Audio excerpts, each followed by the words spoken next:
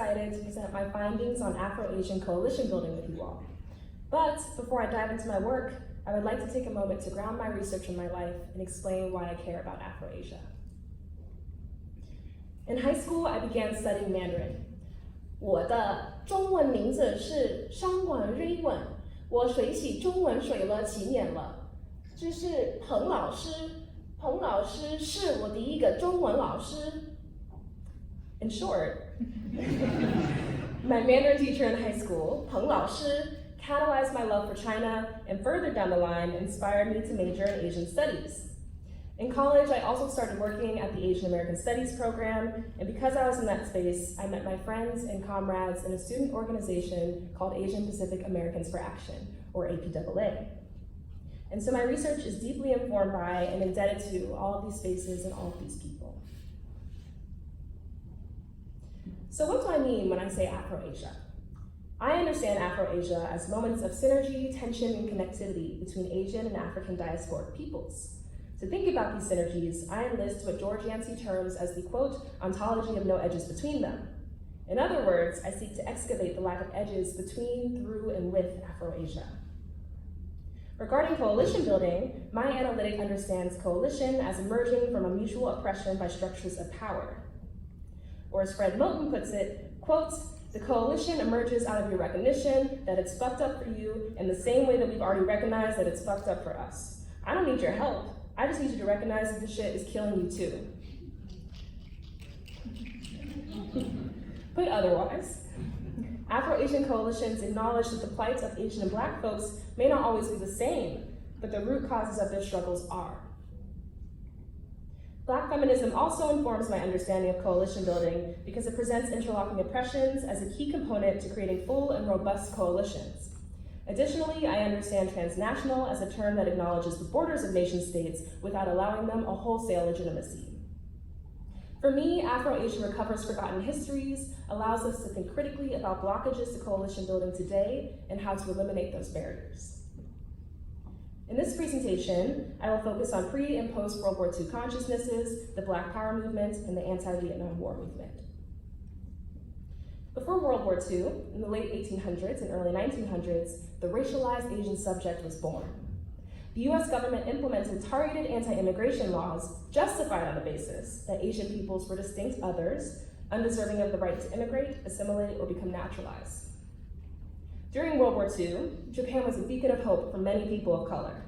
The Pacific Movement of the Eastern World, or PMU, even claims that the, quote, victory of all dark and colored peoples started in Japan. Pro-Tokyo organizations started to pop up in Black communities all over the United States. Sympathies and solidarities were strong between Japan and the African American community. In 1955, 10 years after World War II ended, the Bandung Conference took place. This conference was the first time in history that Asian and African nations came together to discuss their mutual interests in peace. All of these examples illustrate how the construction of Asian otherness allowed them to build coalitions with people of color around the world. During the 60s and 70s, a struggle between assimilation and solidarity emerged within the Asian American community. While some were happy to embrace the minority myth and all the privileges that came with it, others felt more politically aligned with the Black Power movement. The Third World Liberation Front strikes at San Fran State College in 1968 demanded the formation of an ethnic studies program, and the strong presence of Asian Americans in these strikes exemplifies Asian America's emerging self-identification as people of color. The Black Panthers grew close with the Asian American community and the international Asian communities during this time. The Panthers were vehemently anti-Vietnam War, helped to found their Chinese American counterparts, the Red Guard Party, which drew heavily from Black Panther rhetoric, and even used Mao's Red Book in their political education. So what does the Black Power movement teach us? The transnational Afro-Asian alignments that emerged not only strengthened Asian American identity, but also resulted in a flurry of ideological exchange. The Vietnam War consolidated transnational solidarity between African Americans, Asian Americans, and Vietnamese people. At the time, most mainstream anti-war movements were predominantly white and demanded the US stop the war and bring our troops home. However, these mainstream movements refused to engage in a critical analysis of the racism and imperialism that allowed the Vietnam War to begin with in the first place. Their limited analysis rendered the experiences of people of color in America invisible because it was the same structures of power operating in Vietnam that were operating at home. These ideological gaps empowered Asian America to create their own political response to the Vietnam War by expressing solidarity with Vietnamese people. Asian America recognized that the anti-Asian sentiments operating in Vietnam impacted them too. The Black community also expressed solidarity with Vietnamese people. These complex networks of solidarity emphasizes the profound Afro-Asian connectedness taking place at this time. The peoples of the so-called Third World were uniting against racism and imperialism. There are three main points I want you to take away from my talk today. Firstly, Asian and African are not discrete categories. Ideologically, physically, and spiritually, Afro-Asia exists as a realm of undeniable connectedness. Secondly, Afro-Asian histories have been erased and or excluded from the American imaginary. These exclusions render the deep ties between these communities invisible and serve to create cavernous divisions. And thirdly, just as the generations before us endeavored to redefine the relationship to one another and to the state, we are now called again to redefine those relationships. While identities like Asian American and African American were originally conceptualized as reputations of the state and of whiteness, they have been co-opted by the state as categories that build barriers between us. In my future work, I want to think more critically about post-subjectivity and Moden and Hardy's concept of the undercommons.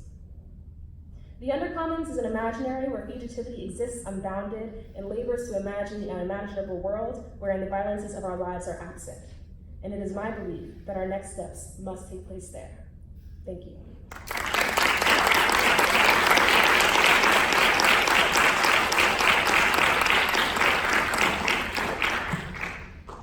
Questions?